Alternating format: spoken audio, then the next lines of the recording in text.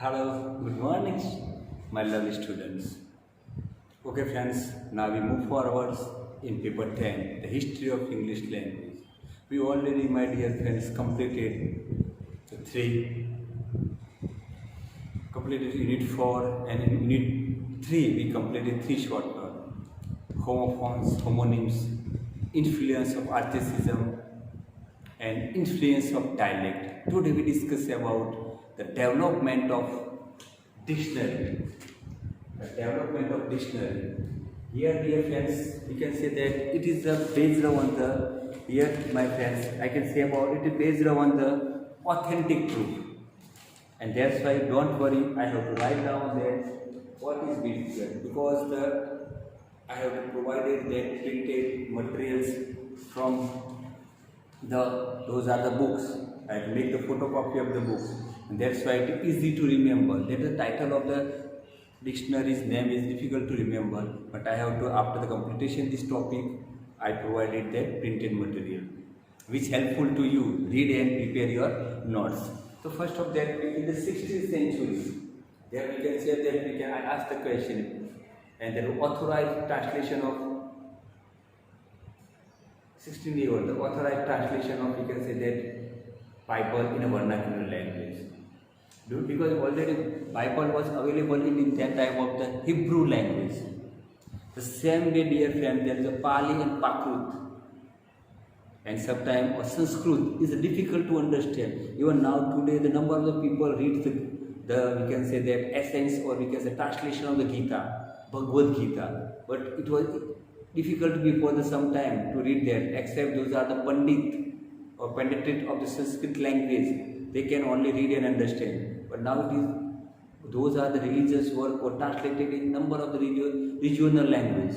We can say the vernacular language, and it's helpful there. At the same time, to understand that those are the people who are not the master of the Greek, Latin, or we can say not higher educated people. That's why the requirement of the dictionary is helpful to understand those are the difficult words in an easy way.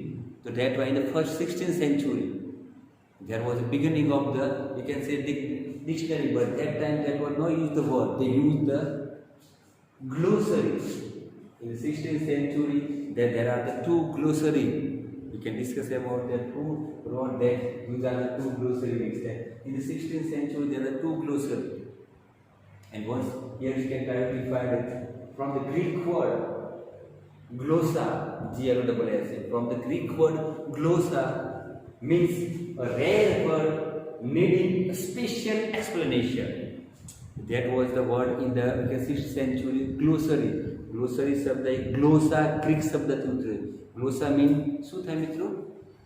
Rare word, ભાગ્યે ઉપયોગ થતો શબ્દ કે જેને needing, કે જેને special ખાસ explanation, રજૂઆતની સમજૂતીની જરૂર છે. And dear friends, there was the first, we can say that first glossary was during that time, we can written by, and in this glossary, this kind of the difficult word which are not used in the regular use, or they are not used in a local language or general words. These are the words explained with their meaning, and from there is the beginning of, we can say that, dictionary.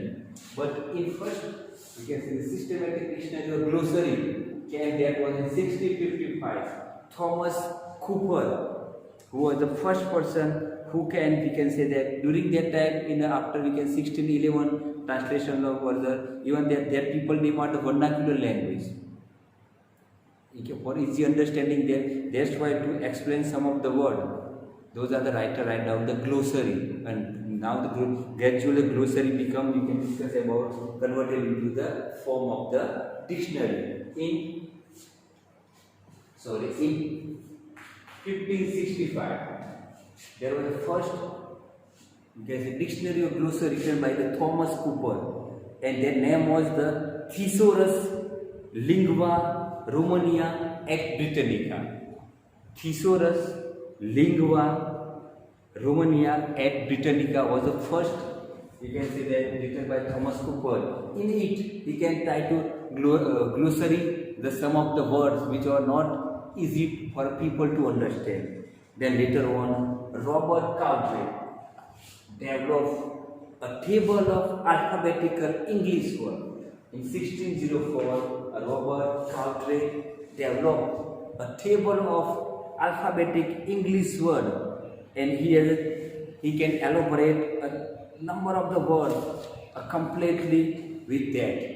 And just after that, in the Milton nephew, this was the Milton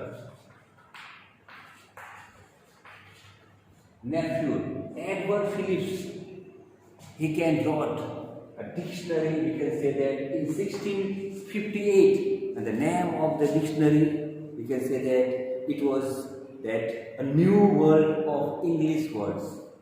He can write down a new world of English words.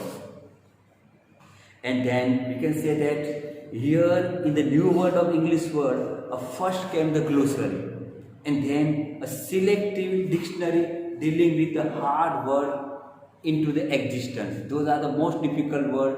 They are explained by the Edward Phillips in a new world of English word. And here later on, dear friends, there was the first, we can say that somehow the development or developed the form of dictionary in 708 by John Kersey. It was the first somehow, we can say that systematic kind of, we can say somehow it was development of dictionary, and that was the John Kersey's Dictorium Anglo-Britannicum, or a general English dictionary. Here in 1678, we can say that the general English dictionary by the 708 John Kersey, and in which he can try to systematically try to write down that. But the credit goes to the development of the systematic dictionary to our most prominent classical writer, Dr. Samuel Johnson, who belonged to the, we can say that, yet transition age or age of Johnson, who is a classical writer who can develop or write down a first systematic dictionary of English language, which is published in 1755. In this dictionary, he tried to comprehend a quotation and definition in very clear way. He tried to define each and every word with its particular definition, with the terminology. He tried to create and make the clear, easy way to understand the words, an easy way to search out a particular words from the dictionary. And in this dictionary, Johnson dictionary recorded, we remember that 48,000 words. He can record an Oxford dictionary about that, and 4 lakhs enormous difference between the size of vocabulary and words.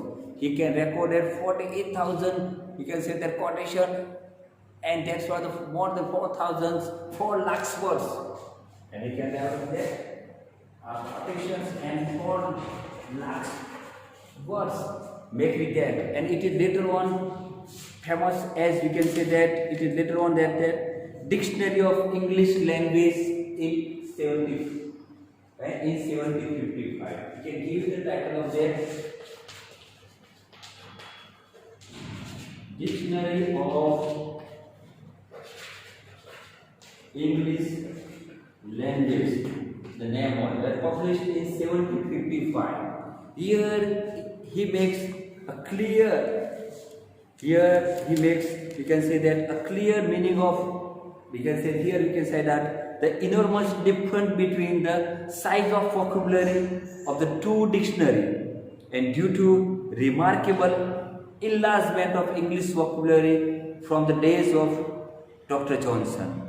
Dr. Johnson's write down about his dictionary, and the aim of this dictionary is to present in alphabetical series the word.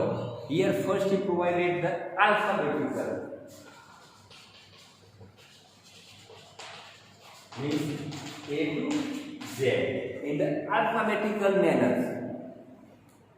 which have formed the English vocabulary from time to time, earliest record down to the present, and he can develop the words from 16, 17, 18, 19, 20. They will gradually develop of the adding of the new word in their sequence, and with all the relevant fact concerning their form, sense, history, and pronunciation and etymology.